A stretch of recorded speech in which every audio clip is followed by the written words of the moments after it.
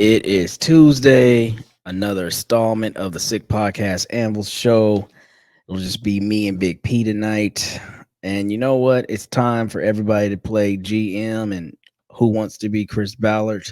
So tonight we're going to talk about with the 15th pick, the Indianapolis Colts should select a position, not player.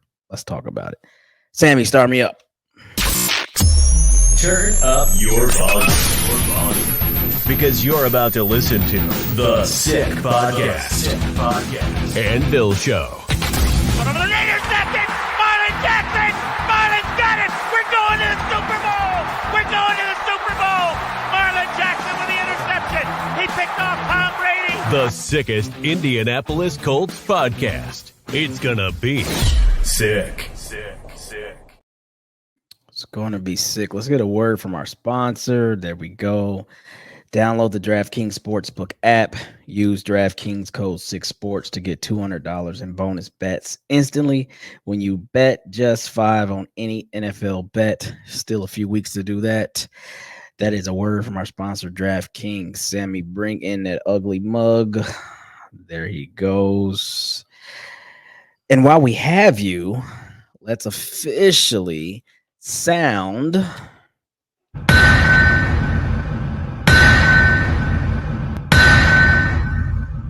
and now that we officially have you, I'm sorry I rushed it. Please like, subscribe, follow on all the things: YouTube, Facebook, Instagram, and the X. You can find me at Colts Clyde. You can find him at Big P Colts. always my favorite. Omaha! Okay. So judgmental today. Yeah, well, that's every day. We don't have the other big fella tonight. He decided to take a night off, so I'm just gonna let him have his night off. But I just want you guys who are loyal and follow this show to start to count when someone else not named Clyde is not in studio, because I used to get hell, so I'm just saying, we're gonna give him a trouble ticket tonight, but make sure you're counting. Anywho. How are you doing tonight, big fella? I'm doing good, buddy. You? I'm doing not bad, not great, but I'm doing. Well, at least you ain't complaining like a little. Whoa, what we're not going to do tonight is start this show with that type of energy. I stopped it. Okay, excellent. I stopped it. I'm learning. I'm growing. There's We're hope. Also count your yawns tonight. Okay, we're gonna see how many. You shouldn't get any of those. Oh, you're wired tonight. A little bit. A little bit of wire. Okay, all right. Yeah. Cool. I was there's a new Chinese restaurant opening up in our town, and I was invited for the pre-opening. Oh. So I just had a shitload of Chinese food for absolutely free. So if I do start, I won't yawn. I'll just doze off in a full belly coma. So if I doze off, y'all know why. Oh my goodness. Well, a big band is not going to pass up a meal. So hell no. Shit. Hell no. Did you just Homer Simpson a Chinese buffet? Yeah. 4 damn times. Bruh. That is awesome. So what is your Chinese dish that you love the most? What'd you have? Man, I had for the first time, I think they call them pot stickers. Oh, yeah. They look like dumplings. Oh, fuck yeah. First time I've ever had them. For real? Freaking amazing. Oh, yeah. They were absolutely amazing. Okay, well, yeah. So and I've never been a fan of egg rolls, but since I was there to, kind of help them out and, let them get all their wheels greased, if you will, before they open. You tried everything? I tried everything, and I absolutely loved the egg roll too. Oh my God. I was like, holy smoke. I'm like a fat boy happy tonight. Okay. So for demographic purposes, are they actual Chinese people? 100%. Okay, because I was about to Omaha the shit out of you if it was a white guy running a Chinese restaurant. Yeah, the guy that owns it's named Earl. Bullshit. Bullshit. Bullshit. I know that you're an entrepreneur, Pat. You'll try just about anything. You're But damn right. you and a bunch of white guys making a Chinese restaurant, I'm gonna have to call an Omaha on that. Nope, it's not my restaurant, brother. Okay. I sell marijuana and marijuana accessories. Oh, fuck my life. All right. All right. All right, Hank Hill. Your propane and propane. I was hoping you caught on to that. Are we gonna have a show tonight, or we just gonna talk shit? This is great. We ain't had one like this in a while. I'm missing it. I'm loving it. Oh my god. Okay. Well, it is the end of the season, and you know what? Topics are hard to come by. So why not talk about white people owning Chinese restaurants?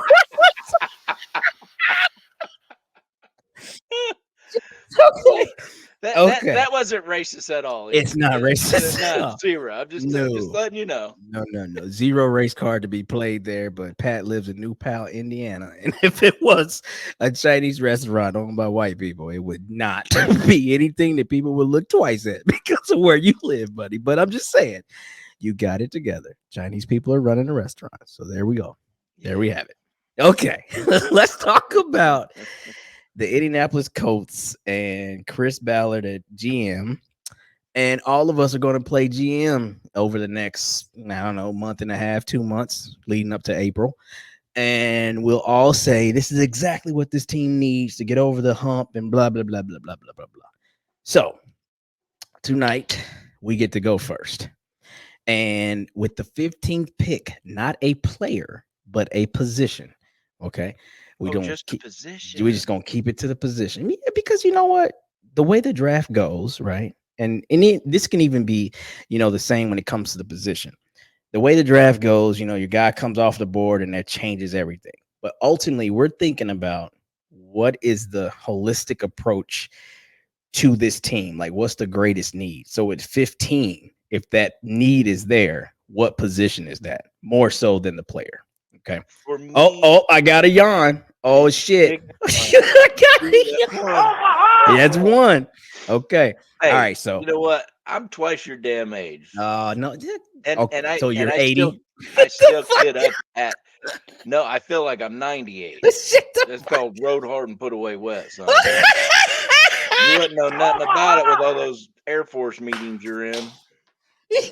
But Okay. Some of the results actually went out in the dirt. Oh my god, damn it. These army guys, these army vets are fucking a hoot. Jesus Christ. Okay, all right, man. Here we go.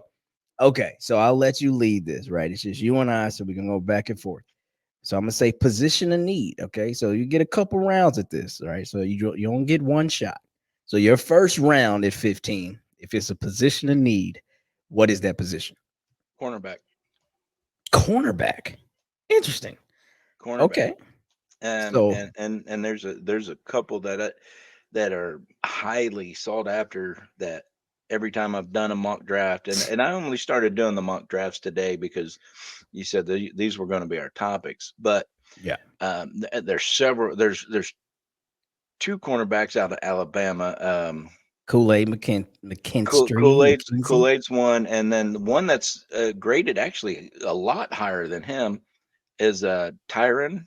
Did I say it right? T-E-R-R-I-O-N, I think how you spell it. Yeah, I know who you're talking about. I can't. I screenshot it because I can't remember anything anymore. It's a memory loss drug. Yeah, Tyron Arnold. Okay, gotcha. Okay. Yeah. So here's my question with that, because this is not a debate, but it's just the ask. So drafting young corners last year, you think the fix is to draft more young corners and put them out there versus maybe looking at getting one of these vets in free agency to help boost what we already have in the youth that is corner? I do. I do. And until somebody shows me the Grand Slam free agent corner that's going to be out there, like a Gilmore, and I'd rather build through the draft. Because are they young? But man, these kids are talented. Look what Jones did for us today. Look what this year. Look what Brent's did. I mean, both rookies Mhm. and both had phenomenal seasons. And that's kind of my question. I mean, I get it. Don't get me wrong. By no means necessary, you know, is well, I guess what I'm trying to say is both of those guys are definitely replaceable. But what I'm also saying too is, Jalen Jones was a seventh round pick, right? And he played pretty good. I mean, don't get me wrong, there was some bad spots, but if you just look at There his was rookie spots. That's what I call them. I call yeah, them rookie spots. okay, rookie spots. We'll take that terminology. But I'm saying if you look at his PFF overall and what he was able to do, and they break down so many different metrics that I would have to have it pulled up in front of me. But what Yeah. I'm getting at is like there's absolutely room for improvement, but there's also uh you can hang your hat on this might be a solid starter if he has that opportunity. So what I'm getting at is bringing in, as Chris says, more competition, but bringing in a first round pick, mid level or mid round pick, I'm sorry, 15. That's not competition. That's you're about to play.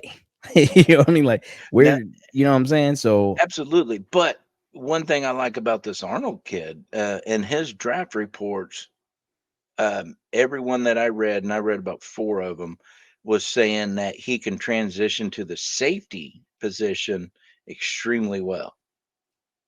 okay. Well, I mean, So one reason, and that's one reason I'm really high on this kid, is because the versatility that he has with his athleticism.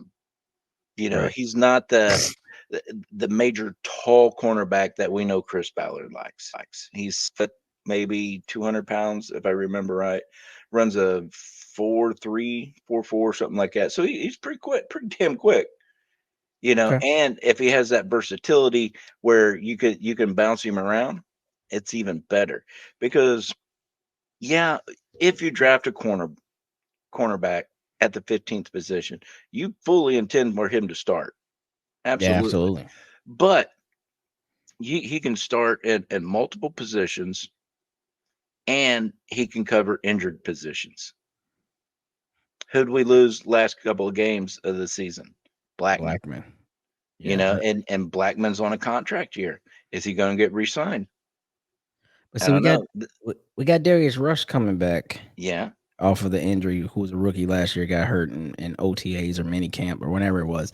And so Chris said at his presser, he's pretty excited about what that means for this team too. So I mean, you make a lot of great points on, versatility and the ability to play in multiple roles. But if you're thinking cornerstone, right? Because I kind of looking at it like this, like where's the biggest holes in this team? Cornerback was definitely an issue. I don't know. I think I'm going with my first shot at 15. I'm going different, right? And I'm gonna go loose on this because I'm just gonna call it. It's not a true position, but it's a position. So I'm gonna go pass catcher. And what I mean by that is Mm. I've seen a lot of mocks where Brock Bowers is there. Okay, Yeah. 10 games with 100 yards and a touchdown, like as a tight end, like one of the only guys that ever do that in a season or some shit like that. I don't fucking know. But the dude is explosive. Sure, can he do things better? Like, is he your all around tight end every play? At this point in his career, I say no. He's not the Kittle where I can come in and block, and then I'm also going to be a threat in the run game, same as Kelsey and stuff like that. But just hey, we need plays, we need yards. We want you to be a pass catching tight end first and run away from people. This is the guy.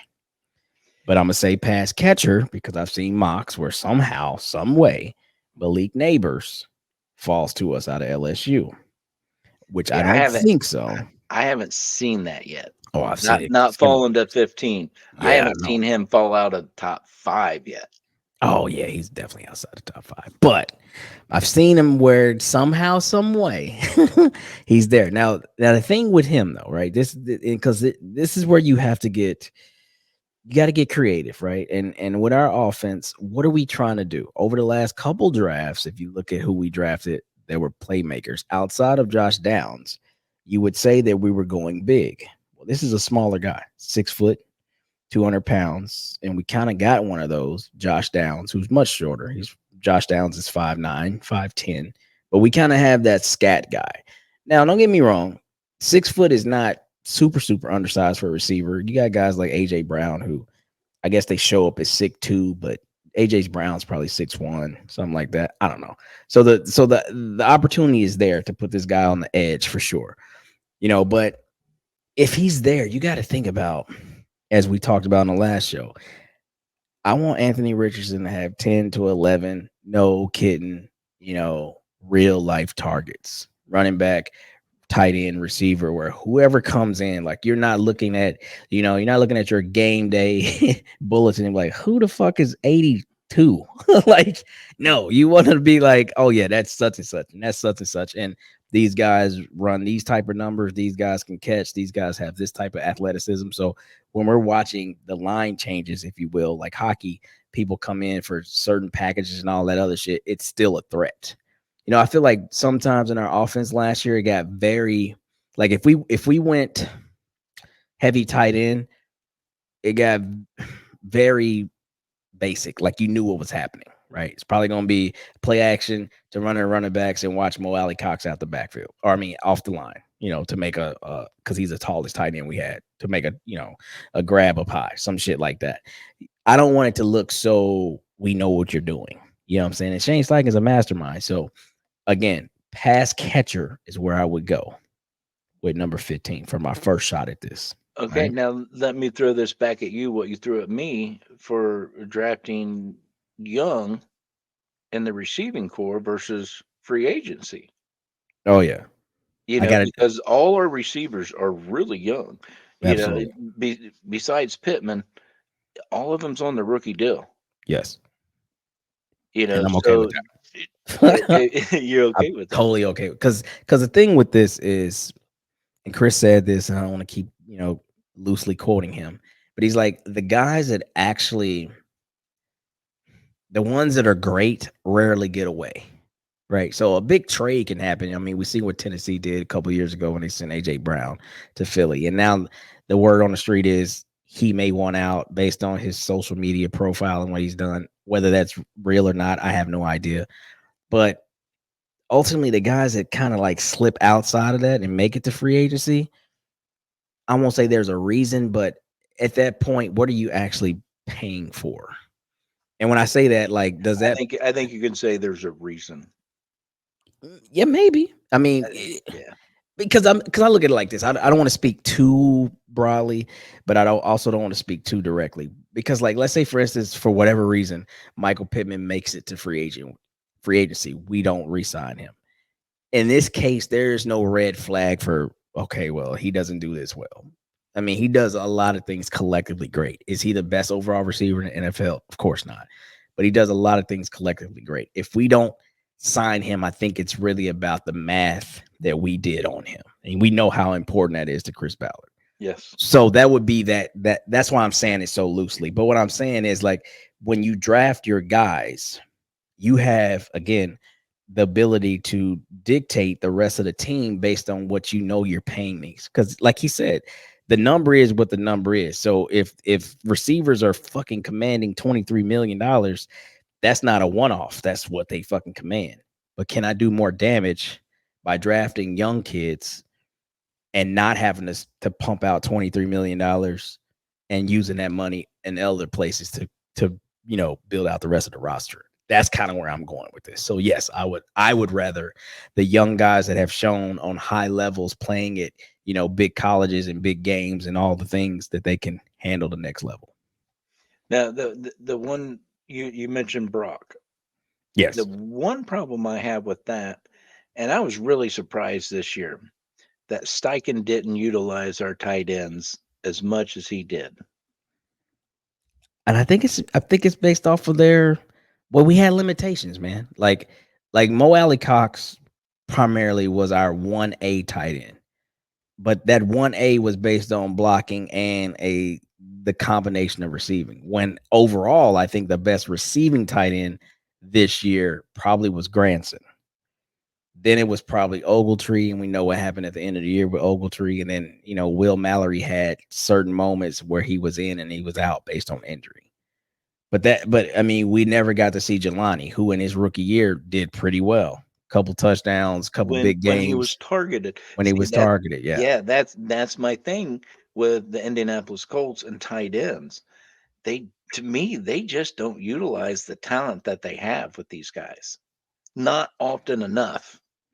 Yeah, I mean, but we don't and and if you look at it, from the way the league is set up with what tight ends are doing, our tight ends are at best like second tier, maybe third tier, based on the tight end play that we know that makes you, a Pro Bowl, all pro superstar.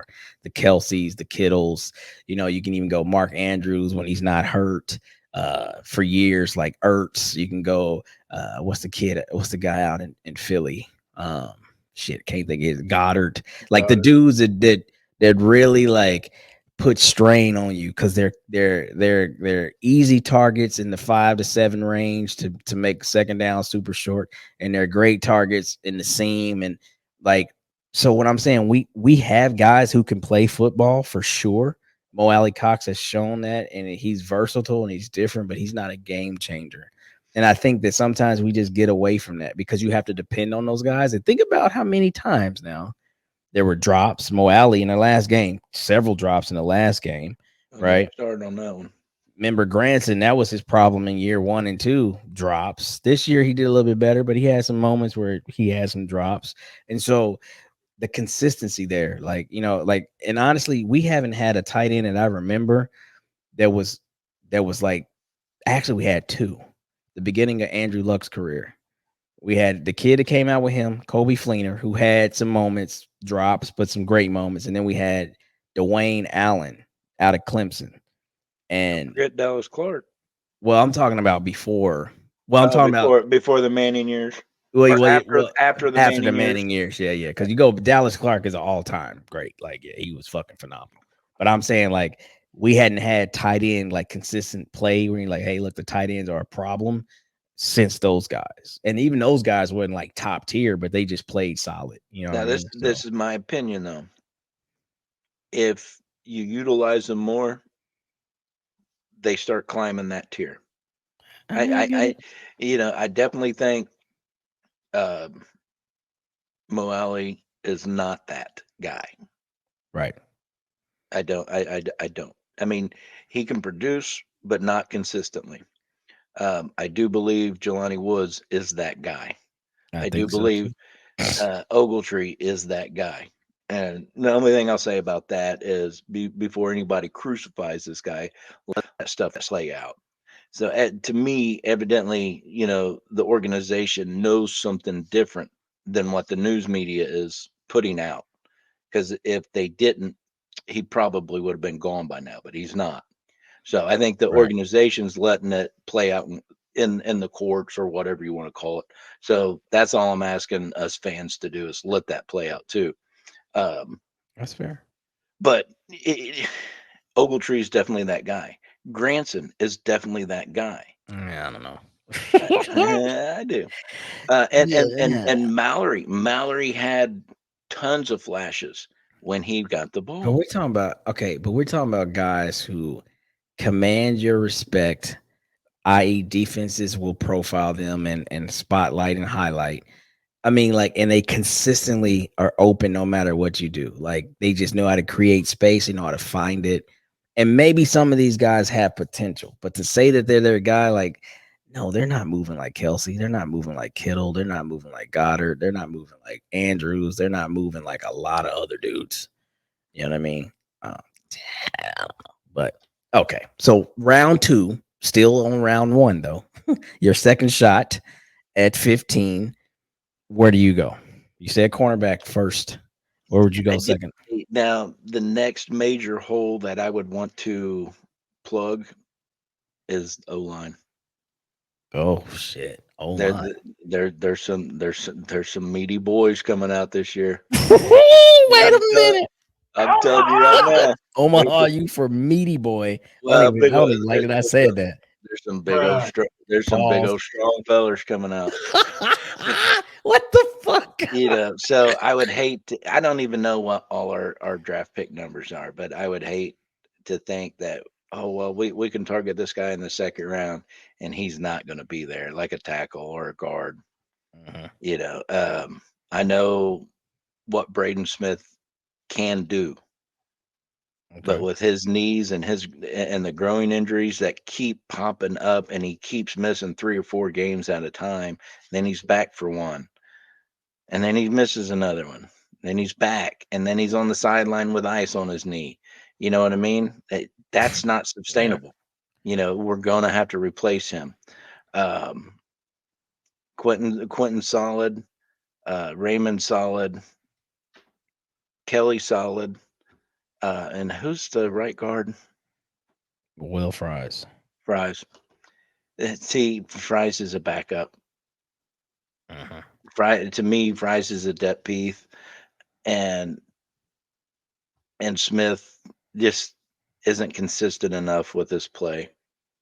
Yeah. Everybody that's listened to the show more than once knows that I won't call anybody injury prone. Because this is a very fast and violent game. And I don't care how many pads you get on, your body takes a beating like that. You get hurt. I get it. And I'm not blaming Smith for the injuries, but what I'm saying is we need better consistency at the right guard and right tackle spot. So if I did not fill in any other holes, those were the holes I'm filling in first. Okay. I mean, you got to protect your future franchise quarterback. Yes, No, yeah, that's legit. you Okay. got to. So these are Because our listen, no, listen. Okay, hypothetical. If you don't fix this O line issue, and your quarterback gets hurt and he's out 80% of the season again, you know what I mean? To me, that definitely 100% falls on Ballard's shoulders for not fixing this O line. nah, you're not wrong, but I'm not sure if that's the pitch. I don't. I mean, our O line drafted. They graded out pretty solid. I mean, yeah, you can always add depth and all that, and I get it. When Braden's out, he's out. It's I'm definitely a not fucking miss. But I'm not saying they didn't grade, but grades versus play are two different things hey, we talked about that shit all year. I all I year. wholeheartedly agree. Like I am not against you there. I just don't know if that's where you go with 15. Maybe. If I'm the GM, would I do that? I don't know. I'm just, you know, with this top, I'm looking at what I believe needs to be addressed. What positions need to be addressed, and cornerback and O line are my first two positions that I would address if I was the GM. All right, so here's our pick numbers at the moment. Round 1, 15. Round 2, 46. Round 3, 82. Round 4, 118. Round 5, 152. Round 6, 193. Round 7, 235. So that is our current numbers before we do anything, which we will do something, as you very well know. But second shot at What was our second round pick? 46. 46. Okay. Okay. So my second shot at 15, if I'm not going pass catcher, and this ain't even my position of love, but I just think that there's too many guys that play the position to not take a look. That would be edge again. So lots of names there. Jared Verse is one that sticks out. You got the kid out of UCLA, which I can't say his name with all the L's, the U's, the T's, and A's. Latua, I think. He's just a natural kid that has great, hands and some great pass moves, and he's just a constant threat, high motor. You got kids out of Penn State um, that can rush, and so the thing though, because a lot of people right now, the big talk is, do you exercise Quiddy's fifth year option? And I think that just like Ballard said, like he's got some stuff to work on when it comes to pass rushing. But the thing that makes him solid, which I also think that allowed them to move on from a guy that we all liked And Ndakwe was his pass. I'm sorry, was his rush defense, the ability to stop the run.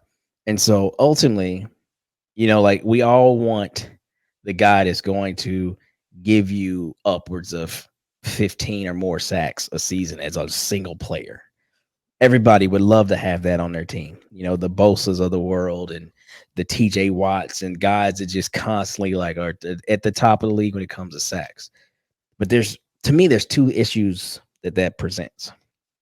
Usually, outside of that guy, everybody else is kind of mediocre. It's number one. And then number two, it's going to cost you all of your child's fortune to keep this guy when it's time to pay him.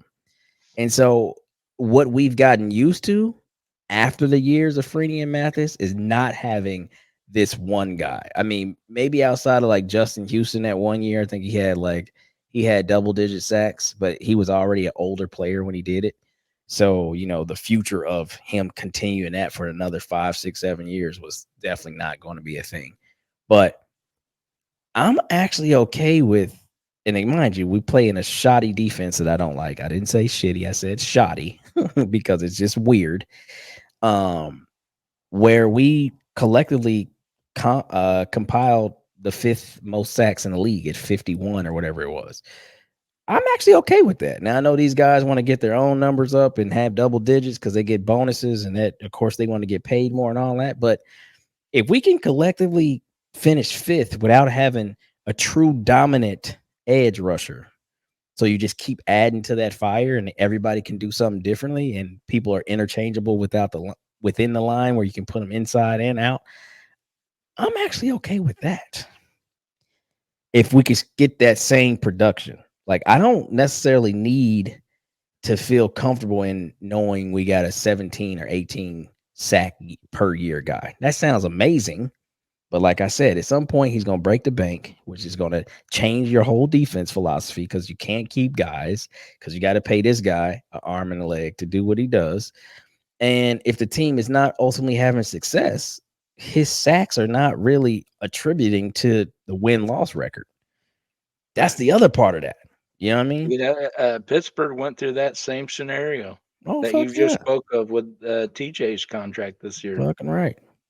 Fucking right. And TJ Watt is TJ Watt. Nobody's denying how great he is. Same with Nick and Joey Bosa when they both are healthy. Nobody's denying that. But I mean, the Raiders had to make a hard choice years ago with Khalil Mack, and they let him, or they end up trading him to Chicago because they like, as good as he is and what he does and how much pressure he puts on, opposing quarterbacks, it has not changed our fate when it comes to being contenders and things like that. So let's build a complete defense versus just having a superstar, a supernova, and a bunch of, stragglers. And so what we're doing, like Chris Ballard, if you can get you a rotation of 7 or 8 and all of those guys bring their own level of pressure in their own unique way, just keep doing that. Because this is the most sacks we've had as a team, and fucking, I don't know, we maybe set the record, right? Or some shit like that. Our team record, I think we set. I have to look that up, but yeah, I that thought we sounds had our team record. So if not, we were close or something like that. But I'm pretty sure we set our own team record for sacks. And with that said, hey man, we're doing something right, especially for a team that doesn't blitz. So there's ways, but I think that you can continue to add to that room. And I think there's talent there. That's why I go there secondly. I think you're 100% right. And when Cody's, if they exercise his fifth year option, it's not going to be as much as a extension. No, yeah, right, true. So I see them keeping Cody at least one more year, but definitely adding to that D line. And I think that's the tough part, man, because there's a lot of truth to be said, right? Like every part of the defense builds on the part in front of it.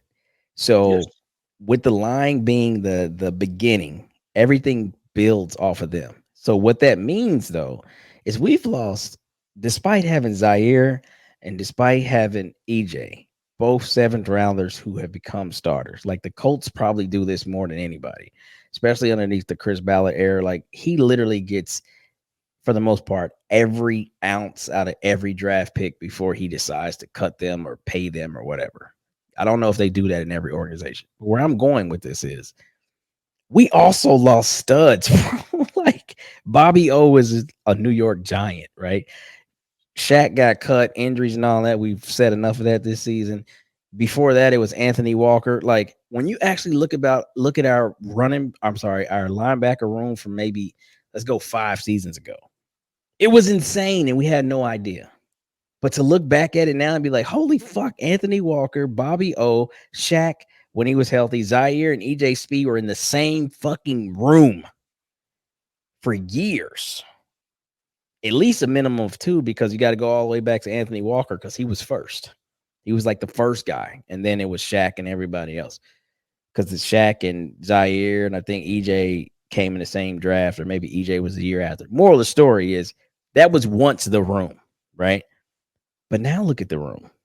It's Zaire and EJ, and fill in the blanks. So what I'm saying is, for all that the line is or wasn't last year, and we're grading them heavily, bro, what's behind them? EJ and Zaire played out of their fucking minds with tackles and all this other shit. But we also struggled as a team when it came to stopping the run, right? We also struggled tackles, missed tackles. We also struggled on third downs. Like you could put all the defensive metrics you want, and you can sit here and say this is where we were, and this is where we ranked, and this is why we struggled. But rooms are not as complete as they once were. That linebacker room was phenomenal. Did we know that 6 years ago? Fuck no. But if you look to where they are now, where everybody else is, with the exception of Shaq, who may, his career may be in jeopardy, but healthy, holy fuck, bro. Like that was some masterful drafting.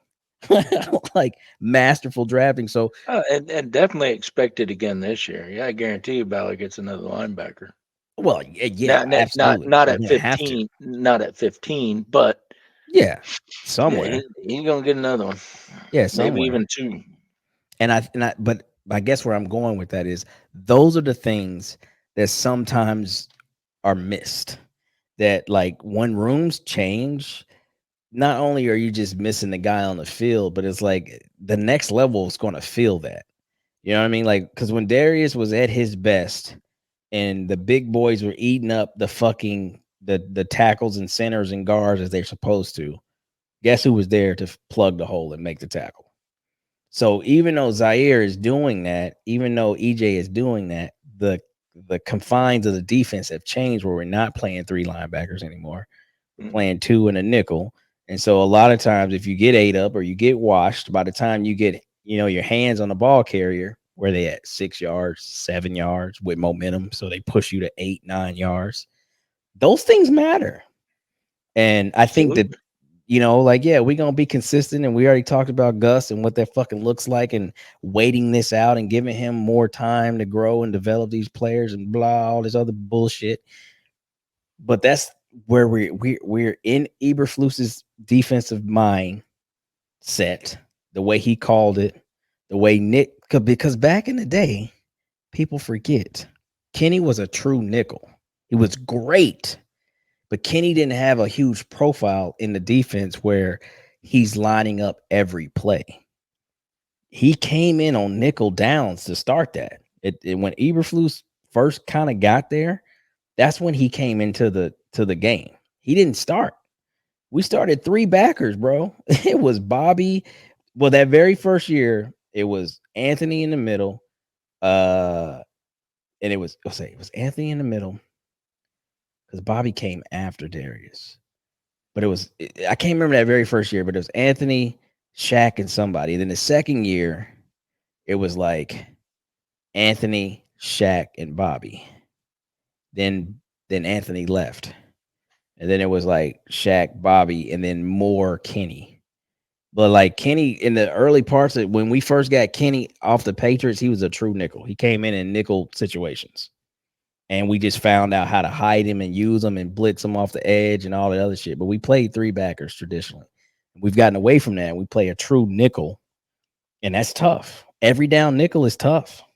It's tough because you don't have that third backer, and though Kenny is an amazing tackler and a great football player, there's a lot of times where they exploit that nickel, run a tight end at him, and he's out to play. You know what I'm saying? Facts. So there's a lot of shit that we do that is unconventional, and because we're so base defense, like there's no exotic anything we do. We just stay in it. It's like the boxer who can't get out of his own way. Like, keep your fucking hand up so you quit getting hit with the hook, and you just keep your hand down. You just keep getting hooked all fucking night. Like, get out of your own way, bro. But anyway, we're fucking way off topic. But no, it's like I said, each level builds on each other. And going back to this defense, if we take another edge, we got to stay strong there, keep that rotation 7 or 8. And we're definitely going to have to develop the middle because right now we got 2 backers. And both of them, honestly, are going to be contract worthy. So you can't go from zero to hero. Like, that's what they did. They went from zero to hero. I mean, 7th round picks, like, they don't really pan out to starters and fucking leading the league in tackles and shit like that. Like, what? So sometimes you're your own worst enemy by drafting great. There's a term for that. It's called unicorn. Yeah, facts. Facts. Yeah, and that's They that's what's they wild, bro. those are definitely unicorn players, if you Yeah. ask me. The 7th rounders are our fucking clutch guys now. It's insane to me. But I mean, that's just the way it is. So, you commend the GM on doing a great job when he does it, and then you understand that because he does it well, he's going to have difficult choices to make, right? Decisions, if you will, because do we keep these guys and how do we pay these guys, and do we test our fucking waters again? Like, hey, we can do the same thing again and find them deep in the rounds. Who fucking knows, bro? But at some point, you have to start to say, all right, whoever this is the foundation of the team. And I feel like, without admitting it, the Colts organization with Chris at the helm is kind of saying we're already restarting that. We're already kind of restarting it. And I think we hit that in the last couple of shows because truly, honestly, if certain guys walk, you're really starting that. So if the likes of Michael Pittman walk, if Zaire and EJ end up walking next year afterward, like, his core guys are gone outside of JT, who is like draft 3 or 4 for him, and Quentin Nelson, who's like draft 2 for him. If those guys, like, that's it. Ryan Kelly, but Ryan Kelly was actually not his. That was, oh boy. That was Grip. You always call him Gripson, but Grigson. So, yeah, man, like, fuck. And Ryan Kelly's like one of the older dudes on the team. Like, he's 30 now. So, I mean, shit, dude. Like, there's a lot of good years of Colts football that did not equate to winning. And these guys are already being recycled. That's the tough part of this business. Very tough.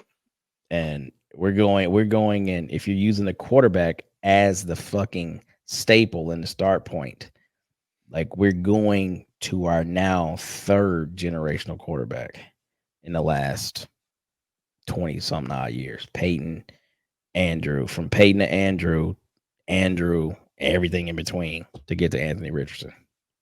You know what I'm saying? So those things are, It's been a journey. That's it's for been damn a sure. bruh, fuck my life. I'm telling you, man. Shit, like, the Colts have aged me, dude. Fuck my life.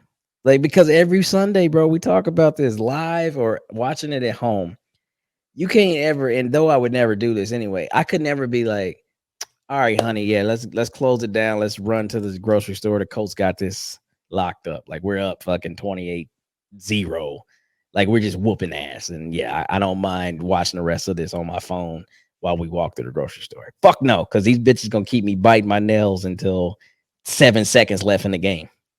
Whether it's week 1 or fucking week 18, it don't fucking matter. Like, we can't just get out there and be like, let's get this shit over with and go the fuck home. Like, it's not in the cards.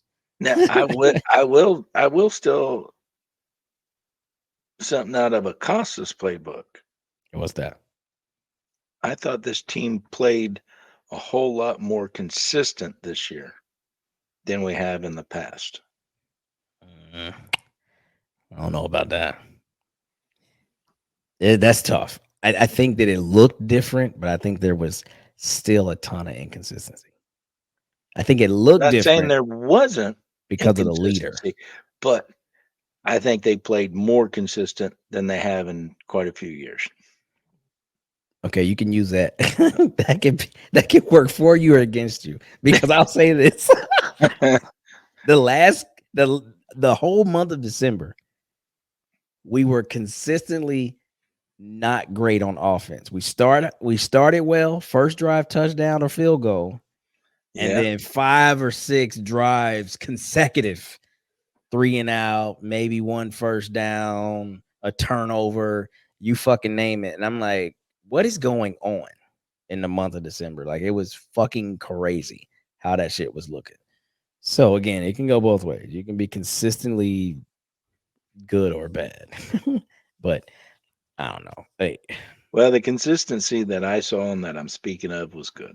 That's because you're a homer.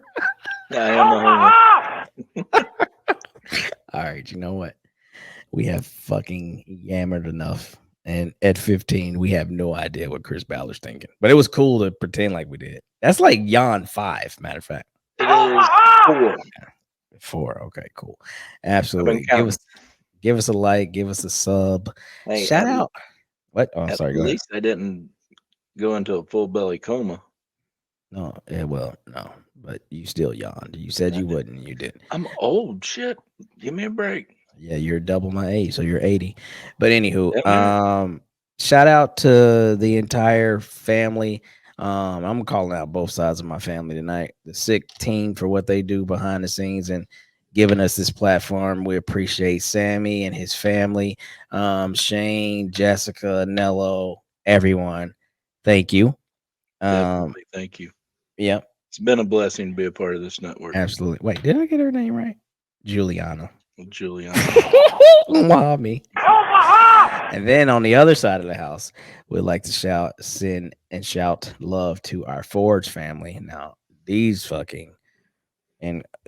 crazy bastards. Let's see here. Maniac, boy. Maniac motherfuckers. All right, we'll start with the ladies because they keep us together.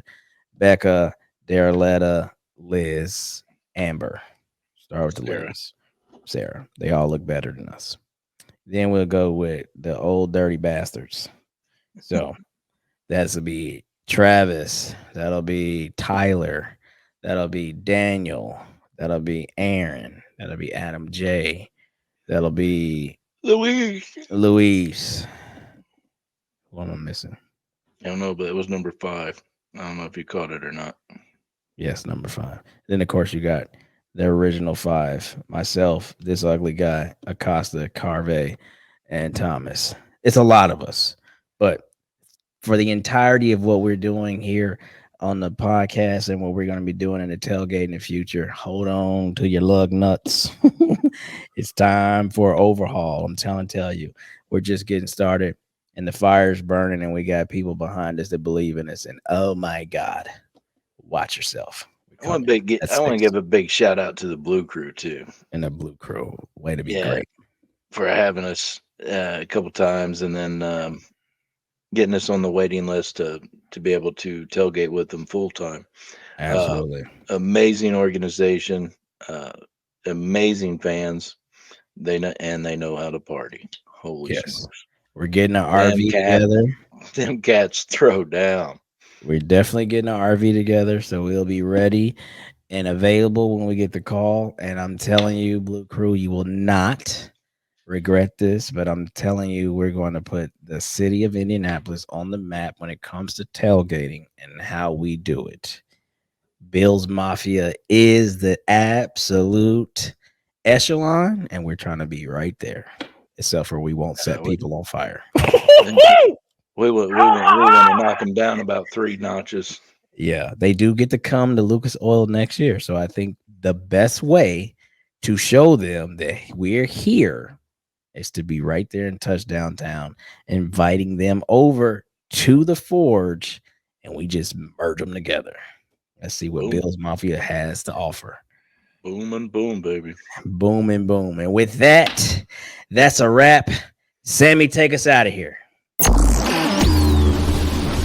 And that's a wrap. Hope you don't miss us too much until next time. Follow the Sick Podcast and Bill Show on YouTube, Instagram, Facebook, Google Play, and Apple Podcasts.